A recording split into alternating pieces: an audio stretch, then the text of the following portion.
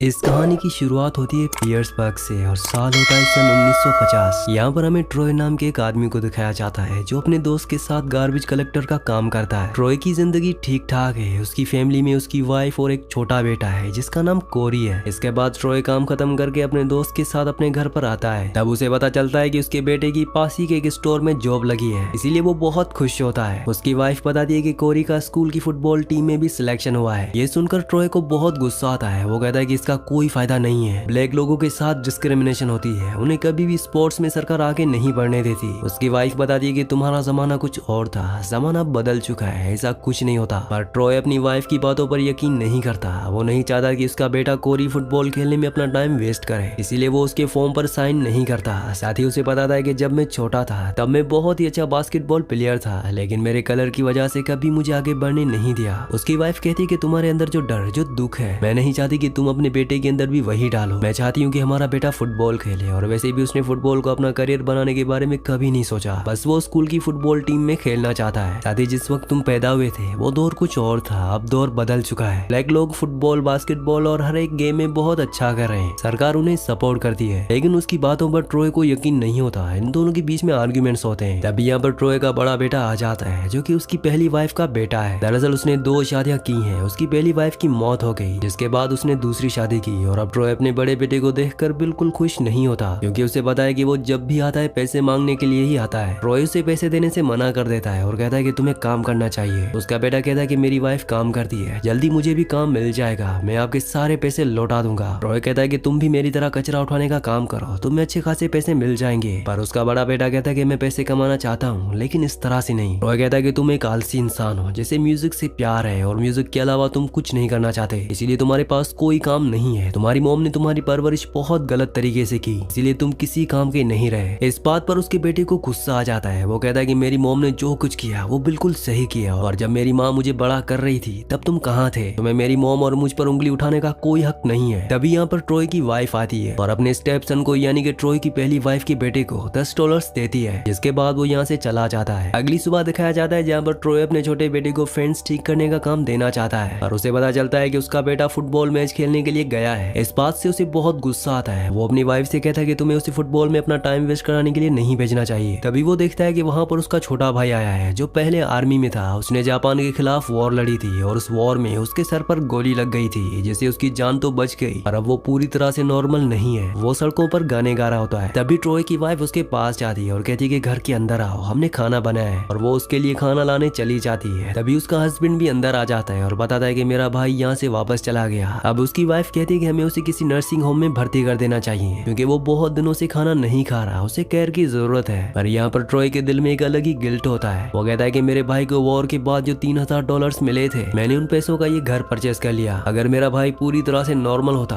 तो वो आज खुद इस घर में रह रहा होता। दरअसल ट्रॉय चाहता है कि उसका भाई उसके साथ इसी घर में रहे, पर उसकी दिमागी हालत पूरी तरह से नॉर्मल नहीं है, इसीलिए वो उनके साथ नहीं रहता। ट्रॉय की वाइफ कहती है कि तुमने उन पैसों का सही इस्तेमाल किया, अगर आज ये सारे पैसे उसके पास भी होते तब भी वो उन पैसों का कुछ नहीं करता। वीडियो में आगे बढ़ने से पहले आप सबसे रिक्वेस्ट है कि आप इनसे बहुत सारे व्यूवर्स वीडियो तो देखते हैं लेकिन चैनल को सब्सक्राइब और लाइक नहीं करते, तो आप सबसे रिक्वेस्ट है कि वीडियो को लाइक और चैनल को सब्सक्राइब लाजमी से कर दिया करें। इसके बाद ट्रॉय की वाइफ घर से चली जाती है और अब ट्रॉय का बेटा फुटबॉल खेलकर वापस आ जाता है। ट्रॉय कहता है कि तुम्हें फेंस को लगाना होगा, मुझे तुम्हारी मदद की जरूरत है। इसके बाद ये दोनों के दोनों फेंस पर काम करना शुरू कर देते हैं। ट्रॉय का बेटा कहता है कि आपको मेरे फॉर्म पर साइन करना चाहिए, लेकिन ट्रॉय साफ साफ मना कर देता है और कहता है कि जो जॉब तुम्हें मिला है तुम्हें उस पर फोकस करना चाहिए। उसका बेटा कहता है कि वो जॉब मैंने छोड़ दिया। इस बात पर ट्रॉय को गुस्सा आता है। वो अपने बेटे को समझाने की कोशिश करता है और उसका बेटा उसकी बात नहीं मानता और नाराज होकर वहाँ से चला जाता है। आज ट्रॉय को कमिश्नर ने बुलाया होता है और जब वो कमिश्नर के पास जाता है तो कमिश्नर उसे बताता है कि जिस कचरा गाड़ी में तुम कचरे को डालते हो अब से तुम उसके ड्राइवर हो। दरअसल ये पहली बार हुआ होता है कि किसी ब्लैक आदमी को कचरे की गाड़ी के ट्रक का ड्राइवर बनाया गया है। आज से पहले शहर में सिर्फ व्हाइट लोग ही ड्राइवर थे। अब वो खुशी खुशी घर आता है और अपनी वाइफ को बताता है कि शहर का मैं पहला ब्लैक ट्रक ड्राइवर हूँ। उसका दोस्त भी वहीं पर होता है और अब उसका बड़ा बेटा भी आ जाता है। वो ट्रॉय को उसके पैसे वापस लौटाना चाहता है जो उसने कुछ दिन पहले लिए थे। ट्रॉय इसके लिए मना करता है पर उसकी वाइफ पैसे ले लेती है। यहाँ पर अब ट्रॉय का छोटा भाई भी आ जाता है। वो कहता है कि तुम्हें हमारे साथ रहना चाहिए, तुम किसी और के घर पर रहते हो, इसका रेंट मुझे देना पड़ता है, इस वजह से मेरे ऊपर फाइनेंशियल बर्डन बढ़ता है। और उसकी वाइफ कहती है कि इस बारे में दोबारा बात कभी मत करना, इस बात से तुम्हारे भाई को बुरा लगता है। साथ ही तुम्हें अपने बेटे के फुटबॉल टीम वाले फॉर्म पर साइन भी करना चाहिए, और वो उस बात से मना कर देता है और घर से बाहर निकल जाता है और अब वो अपनी वाइफ और अपने बड़े बेटे को बताता है कि जब मैं 14 साल का था तो मेरे फादर मेरे ऊपर बहुत ज्यादा जुल्म किया करते थे, इसीलिए मैं घर छोड़कर इस शहर में आ गया। अपना पेट पालने के लिए मैंने चोरियां की। एक बार जब मैं चोरी कर रहा था तो एक व्हाइट मैन के ग्रुप में से एक व्हाइट मैन ने मेरे ऊपर गन तान दी। मैंने अपनी जान बचाने के लिए उसके ऊपर चाकू से हमला किया। मेरे ऊपर इल्जाम लगाया कि मैंने उसका मर्डर किया था। मुझे 14 साल की सजा हो गई, जिसके बाद मैंने जेल में ही बास्केटबॉल खेलना सीखा। मैं नहीं चाहता कि मेरे बेटों के साथ भी ऐसा ही हो। तभी उसका छोटा बेटा प्रैक्टिस करके घर वापस आ जाता है। वो बहुत ज्यादा गुस्से में होता है क्योंकि उसके फादर ने यानी कि ट्रॉय ने अब तक उसके फॉर्म पर साइन नहीं किए। तभी उसे पुलिस का कॉल आता है और बताया जाता है कि तुम्हारे छोटे भाई को हमने अरेस्ट कर लिया है क्योंकि वो पब्लिक में बहुत ज्यादा डिस्टर्बेंस कर रहा है। उसकी वजह से शहर का पीस खत्म हो रहा है और अब वो अपने दोस्त के साथ कोर्ट में जाता है। और जब ये दोनों के दोनों कोर्ट से लौटते हैं तो अब यहाँ पर ट्रॉय का छोटा बेटा उसके साथ फेंस लगाने में उसकी मदद करता है। ट्रॉय का जो दोस्त होता है वो उसे इशारा करता है, जिसके बाद ट्रॉय अपने बेटे को अंदर भेज देता है। और अब उसका दोस्त कहता है कि तुम्हारी वाइफ बहुत अच्छी लेडी है, उसने हमेशा तुम्हारा साथ दिया है, तुम्हारे पास एक अच्छी फैमिली है, तुम उसे धोखा मत दो। मुझे पता चला है कि वो लड़की जो तुम्हें बार में मिली थी तुम उसके साथ अफेयर कर रहे हो। हालांकि ये बात रोज ने भी उससे कई बार पूछी थी पर उसने रोज को हमेशा मना कर दिया, पर वो अपने दोस्त के सामने एक्सेप्ट कर लेता है। पर अब बात हाथ से निकल जाती है क्योंकि वो लड़की प्रेग्नेंट है, जिस बारे में उसकी वाइफ को पता चल जाता है, जिस वजह से वो ट्रॉय के साथ आर्ग्यूमेंट्स करती है और बताती है कि किस तरह से मैंने हमेशा तुम्हारा साथ दिया और तुमने मुझे धोखा दिया। इन दोनों के बीच में आर्ग्यूमेंट हो रहे होते हैं और तभी वो अपनी वाइफ रोज का हाथ जोर से पकड़ लेता है, जिससे उसकी वाइफ को बहुत दर्द हो रहा होता है। तभी उसका छोटा बेटा अंदर से आता है और ट्रॉय को जोर से धक्का देता है, जिस वजह से वो फेंस के ऊपर गिरता है और कहता है कि मेरी मॉम को हर्ट करने की कोशिश मत करना। और इस तरह से इनकी फैमिली में एक दरार पड़ जाती है। अब ट्रॉय बहुत कम वक्त अपने घर पर बिताता है, वो ज्यादातर घर के बाहर ही रहता है। साथ ही अब उसके छोटे भाई को कोर्ट के कहने पर हॉस्पिटल यानी कि नर्सिंग होम भेज दिया गया है, जहाँ पर उसका ध्यान रखा जाएगा। अब एक रात ट्रॉय की वाइफ ट्रॉय को बताती है कि जिस लड़की से तुम्हारा अफेयर था, जो तुम्हारे बच्चे की माँ बनने वाली थी, बच्चे को जन्म देते हुए उसकी मौत हो गई। उसने एक बेबी गर्ल को जन्म दिया है जो कि तुम्हारी बेटी है। इसके बाद वो हॉस्पिटल जाता है और उस छोटी मासूम बच्ची को अपने घर ले आता है और कहता है कि हम बड़ों की फाइट में इस छोटी मासूम बच्ची का कोई कसूर नहीं है। शुरू में रोज उस बच्ची को एक्सेप्ट करने से मना कर देती है, लेकिन वो एक अच्छी इंसान है, उसके दिल में ममता है, इसलिए वो उस बच्ची को अपनी बेटी की तरह पालने के लिए तैयार हो जाती है। पर अब उसने अपनी जिंदगी से ट्रॉय को हमेशा के लिए दूर कर दिया है और ट्रॉय को एक्सेप्ट नहीं कर सकती क्योंकि ट्रॉय ने उसे धोखा दिया है। इसी तरह से कुछ वक्त बीत जाता है और अब ट्रॉय का जो छोटा बेटा था उसने फुटबॉल हमेशा के लिए छोड़ दिया है और उसने आर्मी ज्वाइन कर लिया है। अब जब वो अपने घर वापस आ रहा होता है तो उसके फादर ट्रॉय उसका रास्ता रोक लेता है और कहता है कि तुम मुझसे फाइट करो। वो उस पर हाथ उठाते हैं, जिसके बाद उसका बेटा भी बेसबॉल बैट से उस पर हमला करता है, लेकिन ट्रॉय भी उसी के बेसबॉल बैट से गर्दन को दबाना शुरू कर देता है। इन दोनों के बीच में झगड़ा होता है, जिसके बाद उसका बेटा वहाँ से चला जाता है। दरअसल ट्रॉय ने बहुत ज्यादा शराब पी रखी थी और अब वो डेथ को भी चैलेंज करता है कि आओ मेरा सामना करो। ट्रॉय ने अपनी सोच के चलते अपनी पूरी फैमिली को खत्म कर दिया, साथ ही उसका सबसे जो अच्छा दोस्त था वो उससे भी दूर हो गया। अब 6 साल बीत जाते हैं और अब ट्रॉय की मौत हो चुकी है। उसके छोटे बेटे को फ्यूनरल के लिए छुट्टियां मिलती हैं, जो कि अब एक मरीन बन चुका है। वो घर वापस आता है, वो 6 सालों के बाद घर वापस आया है और वो अपने फादर ट्रॉय के फ्यूनरल पर जाने से मना कर देता है, जिस वजह से उसकी मॉम को बहुत गुस्सा आता है। वो कहती है कि मुझे पता है कि तुम्हारे फादर के अंदर बहुत सारी कमियां थी, लेकिन हमेशा उन्होंने तुम्हारे लिए सबसे बेस्ट करने की कोशिश की, तुम्हें उनके फ्यूनरल पर जाना चाहिए। उसे भी एहसास होता है कि उसकी मॉम सही कह रही है और आज 6 सालों के बाद पहली बार वो अपनी स्टेप सिस्टर को भी देखता है। उसका बड़ा भाई भी वापस आ चुका होता है, जो जेल में था। दरअसल धोखाधड़ी के केस में उसे जेल हो गई थी, पर उसे फ्यूनरल के लिए छोड़ दिया गया है। साथ ही यहाँ पर ट्रॉय के छोटे भाई को भी नर्सिंग होम से छुट्टी मिल गई होती है। वो कहता है कि हमें ट्रम्पेट बजाना चाहिए। उसके पास एक ट्रम्पेट होता है, जिसे बजाकर वो अपने भाई के लिए सेंट पीटर से हेवन के दरवाजे खुलवाना चाहता है। वो 2 बार कोशिश करता है पर सही से नहीं बजा पाता, पर तीसरी बार वो बहुत अच्छे से बजाता है और तभी बादलों के पीछे से सूरज निकलता है, जिसकी रोशनी ट्रॉय की पूरी फैमिली के ऊपर पड़ती है। ट्रॉय की जिंदगी मुसीबतों से भरी थी। उसकी जिंदगी में बहुत कुछ ऐसा था जो कभी किसी से नहीं कह पाया और उसने अपनी जिंदगी में बहुत बड़ी गलतियां की। इसी सीन के साथ इस मूवी का, इस कहानी का एंड हो जाता है। अगली कहानी आप किस मूवी पर सुनना चाहते हैं मुझे नीचे कमेंट्स में जरूर बताना, क्योंकि मैं आपके कमेंट्स पढ़ता हूँ और आपके प्यारे प्यारे कमेंट्स का बहुत बहुत शुक्रिया।